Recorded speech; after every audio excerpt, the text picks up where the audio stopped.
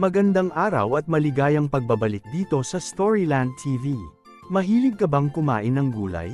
Halina't alamin natin ang mga iba't ibang klase ng gulay sa wikang Tagalog. Repolyo, kalabasa, talong, malunggay, ampalaya,